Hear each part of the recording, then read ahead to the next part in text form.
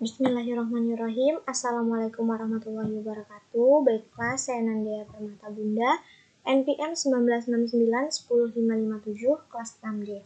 Di sini saya akan menjawab pertanyaan nomor 2 mengenai membuat salah satu contoh teknik analisis data dalam penelitian PPK dalam program Windows SPSS. Nah, di sini sebelum kita melakukan analisis, kita harus menyediakan data dulu untuk yang dianalisis.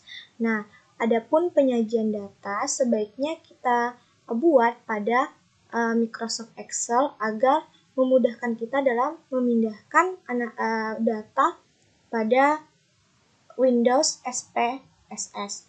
Nah, di sini saya mempunyai data hasil evaluasi siswa mata pelajaran IPA, di mana nilai A ini mewakili nilai ulangan pertama dan yang B ini mewakili nilai ulangan kedua.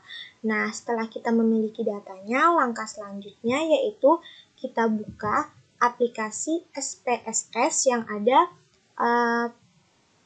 pada laptop dan kita tunggu beberapa saat sampai aplikasinya terbuka.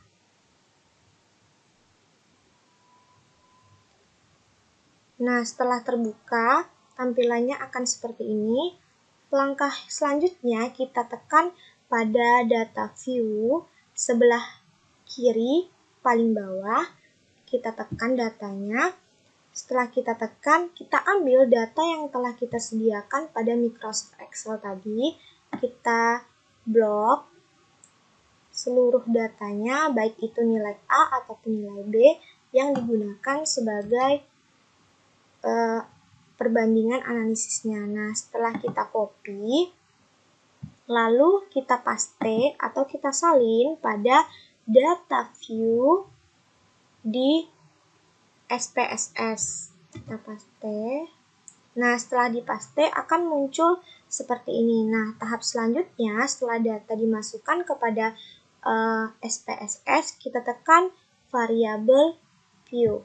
Setelah kita tekan variable view, akan muncul tampilan seperti ini. Nah, pada name ini dapat kita ganti dengan data yang kita masukkan tadi. Nah, karena saya membuat tadi itu adalah datanya nilai A dan nilai B, maka di sini saya kasih dengan simbol A.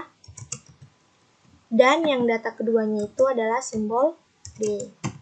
Nah, selanjutnya pada kolom desimal kita ganti dengan angka 0. Begitu juga dengan data B.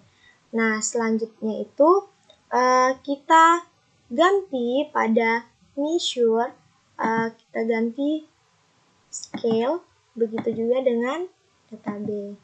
Nah, setelah itu barulah kita melakukan analisis, di mana pada data ini saya akan menganalisis menggunakan uji T-dependent.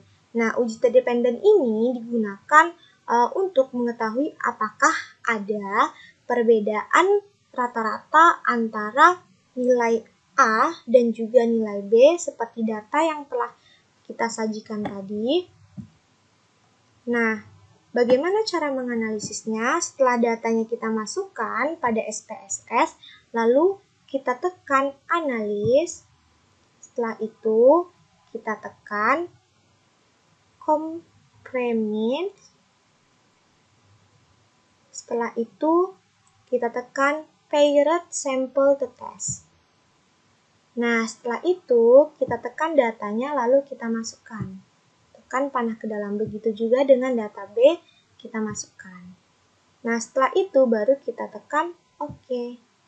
Nah, dengan begitu aplikasi akan memunculkan analisis data yang kita peroleh dari data yang telah kita sajikan tadi. Nah, di sini pada tabel karakteristik paired sample statistik, nah diperoleh dari 30 siswa data yang telah kita ambil.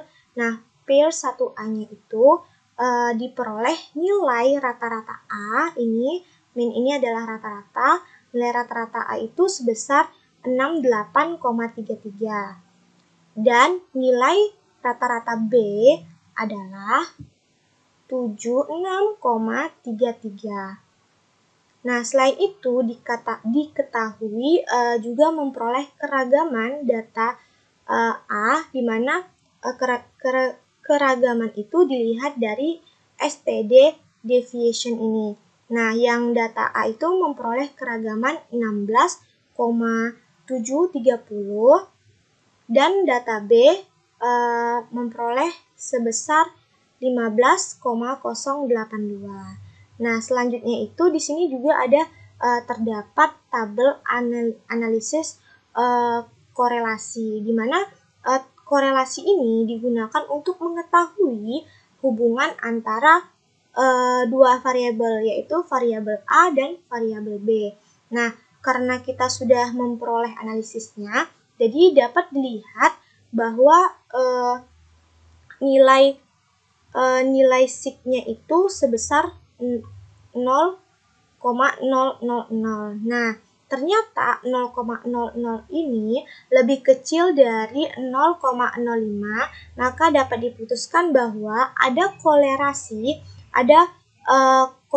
korelasi antara nilai A dan juga nilai B. Nah, dan yang terakhir itu ada tabel uji T-dependent. Nah, dapat kita lihat dari hasil analisis yang telah kita lakukan tadi, dapat diperoleh sig-nya itu yaitu 0,000, di mana sig 0,00 ini memiliki arti ataupun ketentuan sig 0,05 berarti terdapat perbedaan rata-rata antara data A dan data B. Nah, sementara besar dari 0,05 berarti tidak terdapat perbedaan rata-rata antara A dan B. Nah, karena sig di sini diperoleh sebesar 0,000 yang lebih kecil dari 0,05, maka dapat disimpulkan bahwa terdapat perbedaan rata-rata antara nilai A dan juga nilai B dengan selisih perbedaan yang dapat kita lihat pada sini min sebesar 8,00. Nah, selanjutnya itu kita coba untuk menganalisis dengan cara yang kedua. Kita keluarkan terlebih dahulu. Nah, selanjutnya karena datanya tadi sudah kita masukkan, langkah kedua yaitu kita tekan analisis. Nah, setelah itu kita tekan deskriptif statistik. Nah, setelah itu kita cari explore. Setelah kita cari explore, lalu kita tekan data yang akan kita masukkan, lalu kita tekan tanda panah untuk memasukkan data tersebut. Nah, setelah itu kita tekan plots. Setelah plots muncul, kita tekan normality plots with test. Nah, setelah itu kita tekan continue, lalu kita tekan OK. Nah, dengan begitu akan muncul tampilan seperti ini. Nah, ternyata hasil dari test of normality dapat kita lihat seperti ini. Nah, tampilan dari analisis normality tampilannya seperti ini. Kita lihat sampai ke bawah nih. Terdapat juga diagram dan juga beberapa tampilan-tampilan dari analisis data yang kita lakukan yang diperoleh dari Microsoft Excel yang telah kita sajikan. Demikianlah teknik analisis data dalam penelitian PTK yang merupakan salah satu teknik uji T-dependent. Demikianlah dari saya akhiri dengan wassalamualaikum warahmatullahi wabarakatuh. Terima kasih.